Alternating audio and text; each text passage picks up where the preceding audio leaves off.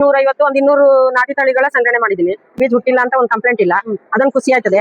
ಆಮೇಲೆ ನಾಟಿ ತಳಿ ಬೀಜಗಳು ಮನೇಲಿ ಉಳಿತಾ ಅದಲ್ಲ, ಅದೊಂದು ಸಂತೋಷ ಆಯ್ತದೆ. 10 ರೂಪಾಯಿ ಬೀಜ ಕೊಟ್ಟು ಏನ್ ಸೈಡ್ ತಗೋತೀನ? ಇಲ್ಲ. ರೈತರ ಮನೆ ಬೀಜ ಉಳಿಬೇಕು ಅನ್ನೋದು ಒಂದ್ ಆಸೆ. ಆ ಕೊಟ್ಟಂತ ಬೀಜದಲ್ಲಿ ಅವ್ರೊಂದ್ ಬೀಜ ಉಳಿಸ್ಕೊಂಡು ನಾಟಿ ತಳಿನ ಅವ್ರ ಮನೇಲಿ ಉಳಿಬೇಕು. ಅಜ್ಜಿ ಇರ್ತಾಳೋ ಇಲ್ವೋ ಅದ್ ಗೊತ್ತಿಲ್ಲ, ಬೀಜನಾರು ಅವ್ರ ಮನೆ ಉಳಿಬೇಕು ಅನ್ನೋದು ಒಂದ್ ದೊಡ್ಡ ಆಸೆ. ನೀನ್ ಪ್ರಚಾರ ಮಾಡಿದ್ಮೇಲೆ ಸುಮಾರು ಜನ ಫೋನ್ ಮಾಡಿದ್ರು. ಫೋನ್ ಮಾಡ್ಬಿಟ್ಟು ನಾಟಿ ತಳಿ ಬೀಜ ನೋಡ್ದು ಅಮ್ಮ ನೀನು ಎಲ್ಲಿರ್ತೀಯಾ ಅಂತ ಅಂದ್ರು.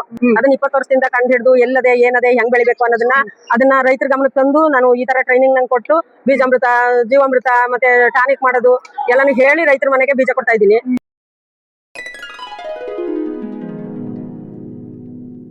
ನಮಸ್ತೆ ಅಜ್ಜಿ, ಹೆಂಗಿದ್ದೀರಾ? ಚೆನ್ನಾಗಿದ್ದೀನಿ ಕಣವ, ಆರೋಗ್ಯವಾಗಿವ್ನಿ. ಸಂತೋಷ. ನಿಮ್ ಹತ್ರ ಹೋದ್ಸಲ ನಾನು ಬೀಜ ತಗೊಂಡ್ ಹೋಗಿದ್ದೆ, ನಾನು ಟೆರೆಸ್ ಅಲ್ಲಿ ಹಾಕಿದೀನಿ, ತುಂಬಾ ಚೆನ್ನಾಗಿ ಬಂದಿದೆ. ಈ ಸಲ ಯಾವ್ಯಾವ್ದು ಹೊಸ ತಂದಿದ್ದೀರಾ? ಹೊಸದು ಒಂದು ಆಗ 100 ಜಾತಿ ತಂದಿದೆ ನೀನ್ ಬಂದಾಗ.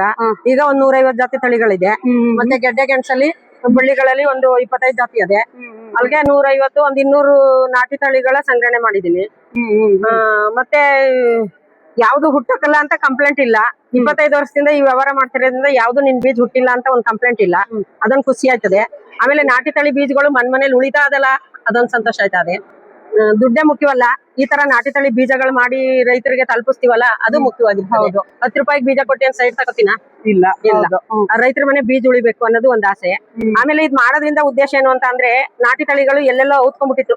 ಅದನ್ನ 20 ವರ್ಷದಿಂದ ಕಂಡು ಹಿಡಿದು ಎಲ್ಲದೆ ಏನದೆ ಹೆಂಗ್ ಬೆಳಿಬೇಕು ಅದನ್ನ ರೈತರ ಗಮನಕ್ಕೆ ತಂದು ನಾನು ಈ ತರ ಟ್ರೈನಿಂಗ್ ನಂಗೆ ಕೊಟ್ಟು ಬೀಜಾಮೃತ, ಜೀವಾಮೃತ ಮತ್ತೆ ಟಾನಿಕ್ ಮಾಡೋದು ಎಲ್ಲಾನು ಹೇಳಿ ರೈತರ ಮನೆಗೆ ಬೀಜ ಕೊಡ್ತಾ ಇದ್ದೀನಿ. ಮತ್ತೆ ಈಗ ನೀನ್ ಪ್ರಚಾರ ಮಾಡಿದ್ಮೇಲೆ ಸುಮಾರು ಜನ ಫೋನ್ ಮಾಡಿದ್ರು. ಫೋನ್ ಮಾಡ್ಬಿಟ್ಟು ನಾಟಿ ತಳಿ ಬೀಜ ನೋಡ್ದು ಅಮ್ಮ ನೀನು ಎಲ್ಲಿರ್ತೀಯಾ ಅಂತ ಅಂದ್ರು. ಹಳ್ಳಿಗ್ ಬಂದ್ರಪ್ಪ, ನಾನು ಈ ತರ ಟ್ರೈನಿಂಗ್ ನಲ್ಲಿ ಮಾತಾಡಿ ನಿಮ್ಗೆ ತಿಳು ಹೇಳಿ ಬೀಜ ಕೊಡ್ತೀನಿ. ನಾನು ನಿಮ್ ಮನೆಗೆಲ್ಲ ಬಂದ್ ಬೀಜ ಕೊಡಕ್ ಆಗಲ್ಲ. ಈ ತರ ಮೇಳ ಇದ್ರೆ ಈಗ ಅವನ್ಸವ್ರೆ ಕರ್ದವ್ರೆ ಬಂದಿದ್ದೀನಿ. ಇಂಥದ್ದು ಉಪಯೋಗಿಸ್ಕೊಬಿಟ್ಟು ನಾಳೆಗ್ ಫೋನ್ ಮಾಡ್ತಾರೆ. ರೈತರ ಮನೆಗೆ 10 ರೂಪಾಯಿ ಬೀಜ ತಗೊಂಡ್ ಹೋಗಕ್ಕಾಗಲ್ಲ. ಈಗ ಬಂದಾಗ ಅವಕಾಶ ಪಡ್ಕೋಬೇಕು ರೈತರು. ಅದೊಂದು ಆ ಕೊಟ್ಟಂತ ಬೀಜದಲ್ಲಿ ಅವ್ರೊಂದೊಂದ್ ಬೀಜ ಉಳಿಸ್ಕೊಂಡು ನಾಟಿ ತಳಿನ ಅವ್ರ ಮನೇಲಿ ಉಳಿಬೇಕು. ಅಜ್ಜಿ ಇರ್ತಾಳೋ ಇಲ್ವೋ ಅದ್ ಗೊತ್ತಿಲ್ಲ, ಬೀಜನಾರು ಅವ್ರ ಮನೆ ಉಳಿಬೇಕು ಅನ್ನೋದೊಂದು ದೊಡ್ಡ ಆಸೆ ಇಟ್ಕೊಂಡಿದೀನಿ. ಮತ್ತೆ ಇದು ತಿನ್ನೋದ್ರಿಂದ ಅರ್ಧ ರೋಗ ಕಂಟ್ರೋಲ್ ಆಯ್ತದೆ, ಮತ್ತೆ ನಮ್ಮ ಆರೋಗ್ಯ ಚೆನ್ನಾಗಿರ್ತದೆ. ಕೆಮಿಕಲ್ ಹಾಕ್ತಾ ಇರೋದ್ರಿಂದ ನಮ್ಮ ಆರೋಗ್ಯ 74 ವರ್ಷ ಆದ್ರೂ ಚೆನ್ನಾಗಿ ಆರೋಗ್ಯ ಕಾಪಾಡ್ಕೊಂಡು BP ಶುಗರ್ ಇಲ್ಲದೆ ಬದುಕ್ತಾ ಇದ್ದೀನಿ. ಹಂಗೆ ನನ್ನಂಗೆ ಇನ್ನೂ 4 ಜನ ಬದುಕಬೇಕು ಅನ್ನೋದೊಂದು ದೊಡ್ಡ ಆಸೆ ಇಟ್ಕೊಂಡು ಈ ತರ ಮಾಡ್ತಾ ಇದ್ದೀನಿ. ತುಂಬಾ ಖುಷಿ ಆಯ್ತು ಅಜ್ಜಿ, ನಿಮ್ ವಿಡಿಯೋ ನೋಡಿ ಸುಮಾರು ಜನ ಖುಷಿ ಪಟ್ಟಿದ್ದಾರೆ. ಆಮೇಲೆ ನಂಬರ್ ಕೊಟ್ಟಿದೀಯ, ಬೀಜ ಹೆಂಗ್ ಸಿಗತ್ತೆ ಅಂತ ಕೇಳ್ತಿದಾರೆ ಅಜ್ಜಿ, ಅದಕ್ಕೊಂದು ಆನ್ಸರ್ ಮಾಡಿ ನೀವು. ಬೀಜ ನೀವು ಯಾವ ಬೀಜ ಈಗ ನಾನು ಹೇಳ್ಕೊಡ್ತೇನೆ ಇದೇ ತರ ನೆಡ್ಬೇಕು ಅಂತ, ಆ ತರ ನಾನು ಟ್ರೈನಿಂಗ್ ಕೊಟ್ಬಿಟ್ಟು ರೈತರಿಗೆ ಬೀಜ ಕೊಟ್ರೆ ಅವ್ರ ಮನೆ ಬೀಜನೂ ಉಳಿತದೆ, ಅವ್ರಿಗೂ ಗುಣವಾಯ್ತದೆ. ನಾನು ಎಲ್ಲೋ ಆನ್ಲೈನ್ ಅಲ್ಲೋ ಅಥವಾ ಫೋನ್ ಪೇನೋ ಅದು ಇದು ಅಂತ ನಾನು ಕೊಡಲ್ಲ ಬೀಜವ. ನನ್ನ ಹತ್ರಕ್ಕೆ ಬಂದು ಊರಿಗೆ ಬಂದು ತಗೋಬೇಕು. ಹಿಂಗ್ ಮೇಳಗಳಿದ್ರೆ ಸಪ್ಲೈ ಕೊಡ್ತೀನಿ.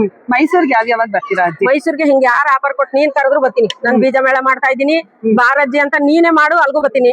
ಸೇಫ್ಟಿಯಾಗಿ ಕರ್ಕೊಂಡು ಹೋಗ್ಬೇಕು, ಕರ್ಕೊ ಬರ್ಬೇಕು, ವಯಸ್ಸಾಗದೆ. ಈಗ ಅವ್ರ ಕಾರ್ ಕಳ್ಸಿದ್ರು ಬಂದಿದ್ದೀನಿ. ಆ ಸೌಲಭ್ಯ ನಿಮ್ ಕೈಲಿ ಮಾಡಕ್ ಆಗಲ್ಲ, ಆದ್ರೆ ಇರತವು ಪಡ್ಕೊಳ್ಳಿ ಅಂತ ಕೇಳ್ಕೊತೀನಿ. ಸರಿ ಅಜ್ಜಿ, ನಿಮ್ದು ಫೋನ್ ನಂಬರ್ ಸುಮಾರು ಜನ ಕೇಳ್ತಾ ಇದ್ರು ಕೊಟ್ಟಿಲ್ಲ ಅಂತ. ಸೊ ಅದು ಫೋನ್ ನಂಬರ್ ಇಲ್ಲೇ ಇದೆ, ನೀವು ಬೇಕು ಅಂತಂದ್ರೆ ಕಾಂಟ್ಯಾಕ್ಟ್ ಮಾಡಿ. ಅವ್ರಂತೂ ತಲುಪ್ಸಕ್ ಆಗಲ್ಲ ನಿಮ್ಗೆ, ನೀವೇ ಬಂದು ತಗೋಬೇಕು ಅವ್ರ ಹತ್ರ, ಅಥವಾ ಈ ತರ ಮೇಳಗಳಿದ್ದಾಗ ಬಂದು ತಗೋಬೇಕು ಅಂತ ನಾನು ಹೇಳ್ತಾ ಇದ್ದೀನಿ. ನನ್ನನ್ನ ಕಾದು ಇದೆಲ್ಲಾನು ಪ್ರಯತ್ನ ಪಟ್ಟು ಇಷ್ಟು ಹೊಳಪಾಗಿ ಮಾಡಿದ್ಕೆ ಅಜ್ಜಿನ ನಿಮ್ದು ಸೇವೆ ಮುಂದೆ ನಮ್ದು ಏನೇನು ಇಲ್ಲ. ಇರ್ಲಿಕ್ಕೆ ಒಂದ್ಸತಿ ಊರ್ ಕಡೆಗೆ ಬಾವ, ಲಕ್ಷ್ಮಿ ಅಂತ ಬತ್ತಾಳೆ ಅಂತಿದ್ದೆ. ಇಲ್ಲ, ಬಂದೇ ಬರ್ತೀನಿ ನಾನು.